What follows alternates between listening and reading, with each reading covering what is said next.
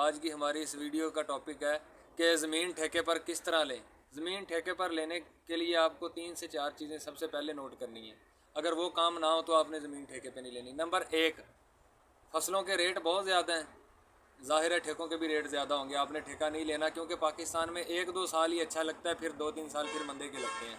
तो जब rate down हो जाएं फसलों के, उस वक्त आपने ठेका लेना है। नंबर 2, आपने बिना सॉइल टेस्ट के कभी भी ज़मीन नहीं लेनी, क्योंकि आपको 2 ज़मीनें मिल रही हैं। फॉर एग्ज़ाम्पल, एक ज़मीन का ठेका 1,20,000 है, एक ज़मीन का ठेका 1,80,000 है।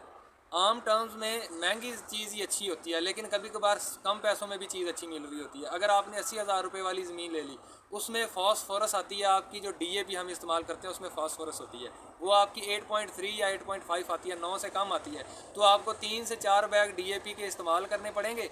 वो आप उसकी कॉस्ट डालें, आपको वो 80,000 वाली ज़मीन भी 1,20,000 ही कॉस्ट करेगी। प्लस में आपने 1.5 बोरी या 2 DAP की डाली होगी, आपकी फिर फसल नहीं हो रही होगी, आप परेशान होंगे कि यार मैंने खर्चा भी बहुत किया लेकिन फसल मेरी फिर नहीं हुई।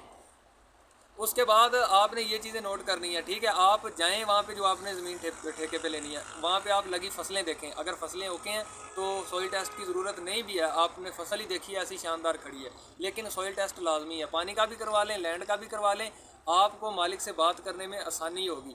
आस पड़ोस के लोगों से पूछें यहाँ पे फसलें कैसी होती हैं, जाके लोगों से पहले मिलें, ठीक है, उसके बाद लें ज़मीन ठेके पर। ये ज़रूरी टिप्स होती हैं, क्योंकि बाज़ दफ़ा आप किसी ऐसे इलाके में ज़मीन ठेके पर ले लेते हैं जो सूटेबल नहीं होता, अच्छा इलाका नहीं होता, फिर बड़ी परेशानियाँ होती हैं। इसलिए जाके लोगों से, वहाँ के लोगों से मिलें कि यहाँ पे फसलें कैसी होती हैं, आप जिस मालिक की ज़मीन ले रहे हैं वो कैसा बंदा है, सारी चीज़ें ठीक ठीक हों, फिर ज़मीन आप लें। वैसे आप रहने दें। हाँ, आप गए हैं ज़मीन ठेके पे लेने, लेकिन अगला बंदा कह रहा है जी हमारा तो रेट ही 1.5 लाख रुपये है, लेकिन 1.5 लाख रुपये वाली वो ज़मीन ना हो, फॉर एग्ज़ाम्पल वो आपसे 2 लाख रुपये मांग रहा है, तो आप परेशान ना हो, क्योंकि ठेकेदार को ये परेशानी तो नहीं होती, उसके वालिद साहब की ज़मीन नहीं होती कहीं पे भी, उसने ठेके पे लेनी है। एक ना सही दूसरे की जाके वो ले लेगा, दूसरी जगह पे ना सही वो तीसरी जगह पे जाके ले लेगा, क्योंकि उसके लिए कोई परेशानी है ही नहीं।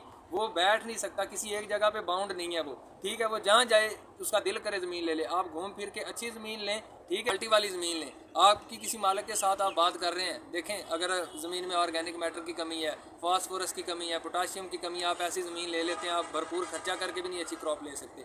इसलिए सॉइल टेस्ट करवाएं, सॉइल टेस्ट को सामने रख के मालिक के साथ बात करें। अगर वो आपको ज़मीन देने से इनकार करे, आप उसको सीधा एक शेर सुनाएं, तुम नहीं कोई और सही, कोई और नहीं कोई और सही, बहुत लंबी है ज़मीन, मिलेंगे लाख हसी, इस दुनिया में सनम तुम अकेले तो नहीं, आप जाके किसी और की ले लें।